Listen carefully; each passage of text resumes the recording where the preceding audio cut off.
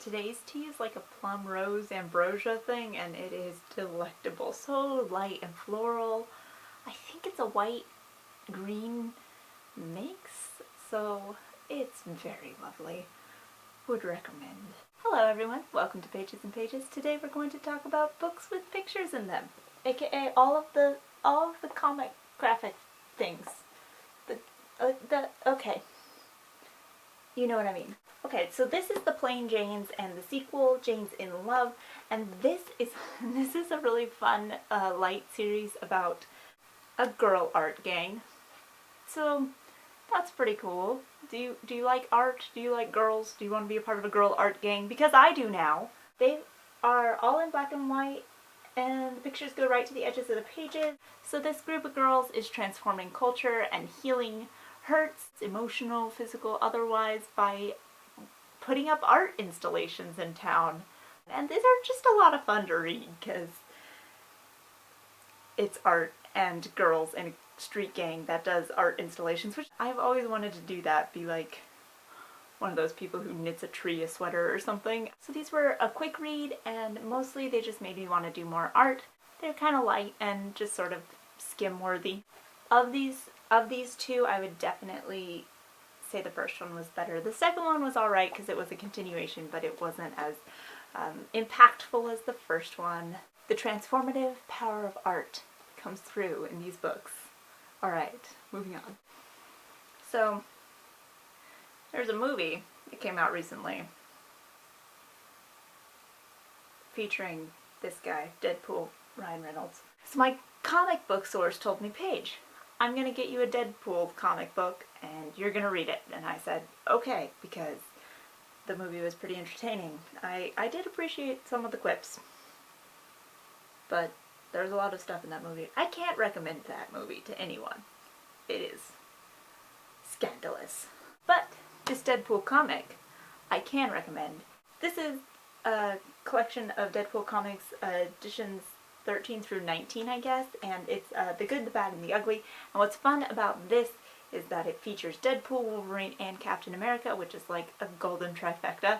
Besides it taking place in North Korea and having a lot to do with freeing captives, which is always something that I am excited to read about. Just how the three of them kind of each show a different response to war.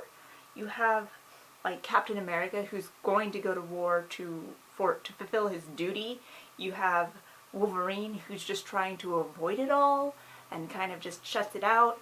And you have Deadpool, who straight up makes fun of it. And so it's kind of interesting to think about the ways that we as humans respond to war and to hostile situations and how we engage with that. So that was kind of interesting to see personified in these three different characters.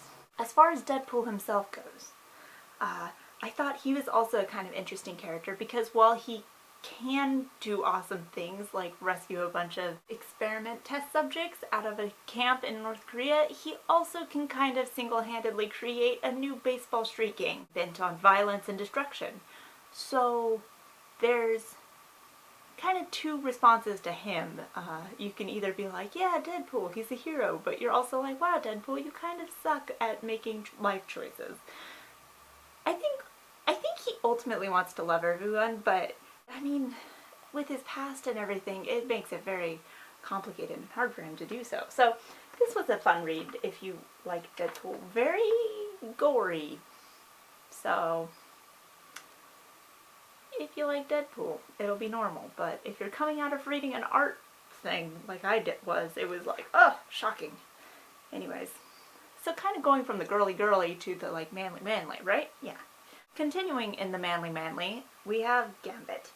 This is number 1 through 7.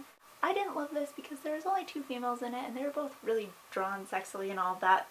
The upside is that Gambit was drawn pretty sexy too, and it kind of fits with his character, but anyways, that was just kind of a disappointing aspect of it. I think my favorite part of this book came when they were fighting some sort of alternate dimension space dragons. Because of the alternate dimension space dragons. The thing I want to think about with this is thieves. I always find stories about thieves to be really interesting to read about, like Robin Hood or Gambit or like the TV show Leverage, The Italian Job or Ocean's 11, any sort of like heist movie or story, there's always kind of an appeal there, you know, where you want to read about people getting away with stealing things. But if you've ever had something stolen from you, you recognize that that's like a huge imposition and it's not a great feeling. So why do we always root for the thieves in these kinds of movies or books or stories and fail to take account of the victim, even if we think the victim somehow deserves it? So I'm kind of curious about the ways that we simultaneously like root for thieves in stories, but we're also kind of afraid of them. I wonder if there's a connection there where maybe our fear is somehow transformed into awe. What do you think? Why do we like thieving stories so much? They're great. I know they're great. I like them. But being stolen from sucks. Lastly, this is Giant Days. This is the first installation in this series. Apparently it was a webcomic before, but now it's actually in a comic book graphic novel format, and this follows the story of a bunch of friends at college. Female friendship features prominently. So what you get is these three very different personalities thrown together because of the circumstances of college, and so you kind of get a lot of friendship anecdotes coming out of that. The characters in here are so lovely. Even the supporting cast is just awesome.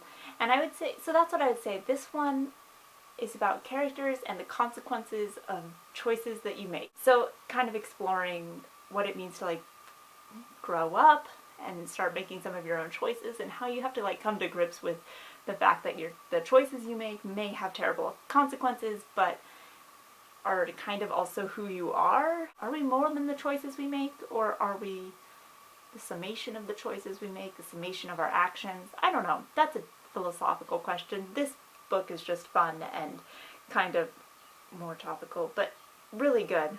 Really, really good. Would recommend this.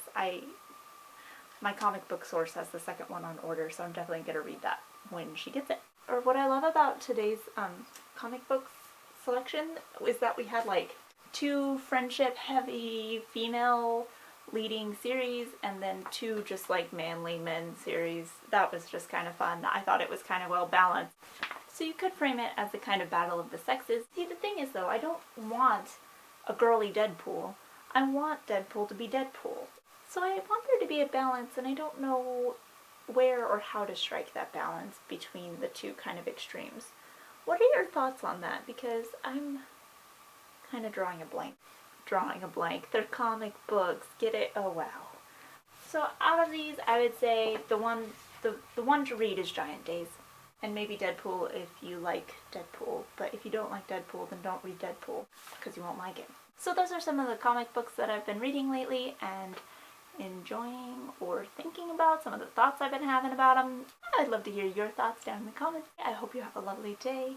You're amazing and beautiful, and I'm so glad you watched this. I'll see you next time. Goodbye.